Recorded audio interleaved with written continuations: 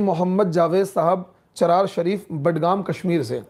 देखिए इनका सवाल क्या है, कह रहे हैं अस्सलाम वालेकुम वरहमतुल्लाहि वबरकातुहू। मुफ्ती साहब मेरा सवाल है कि मौलाना साद साहब को किसने तबलीगी जमात का अमीर बनाया, और अगर किसी ने नहीं बनाया तो क्या अमीर ख़ुद बनते हैं या बनाए जाते हैं? बराए मेहरबानी तफसील के साथ जवाब दें। देखिए जावेद साहब, मौलाना साद साहब को किसी ने भी अमीर नहीं बनाया, मौलाना साद साहब ख़ुद अमीर बन गए हैं। इसी पर तबलीगी जमात में बहुत ज़्यादा इख्तिलाफ हुआ और दो ग्रुप बन गए। शूरा और अमानत का ही तो इख्तिलाफ है।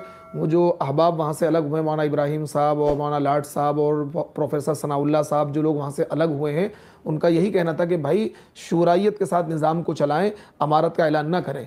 और उनको किसी ने अमीर नहीं बनाया, वो ज़बरदस्ती अमीर बने हैं। ज़बरदस्ती, ना तो पाकिस्तान की शूरा ने उनको एक्सेप्ट किया है, ना यहाँ की शूरा ने उनको कबूल किया है, तो वो ज़बरदस्ती अमीर बने हैं। और बाकायदा एक उनकी ऑडियो क्लिप भी बहुत ज़्यादा वायरल हुई थी, जिसमें उन्होंने कहा था खुदा की कसम में अमीर हूँ, खुदा की कसम में अमीर हूँ, जो ना माने जाए जहन्नम में। इस तरह शिद्दत के साथ उन्होंने कहा था।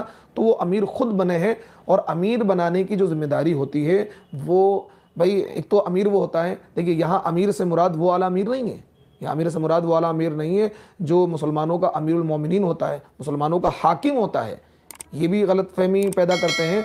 उस यानी वो जो अमीर के उसकी इताअत लाजिम होती है। हाँ, हर जायज़ काम में उस अमीर की इताअत लाजिम होती है जो मतलब मुसलमानों का अमीर होता है, मुसलमानों का हाकिम होता है। अगर इस्लामी गवर्नमेंट कहीं होगी, खिलाफत का निज़ाम होगा, वहाँ जो अमीरुल मोमिनीन होंगे, जैसा कि हज़रत उमर अमीरुल मोमिनीन थे, हज़रत अबू बकर अमीरुल मोमिनीन थे, हज़रत अमीर मुआविया अमीरुल मोमिनीन थे, हज़रत उस्मान अमीरुल मोमिनीन थे, हज़रत अली अमीरुल मोमिनीन थे, हज़रत हसन अमीरुल मोमिनीन थे।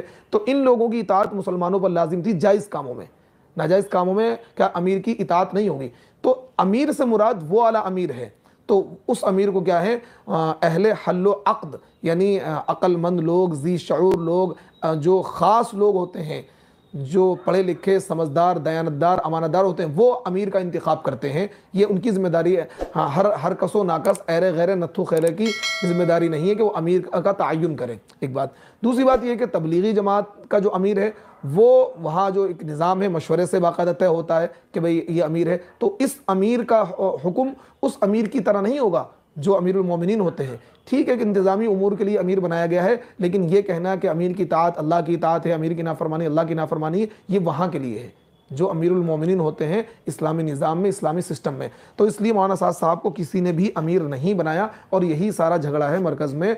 इसी वजह से मरकज़ में जमात वालों के दो ग्रुप हो गए।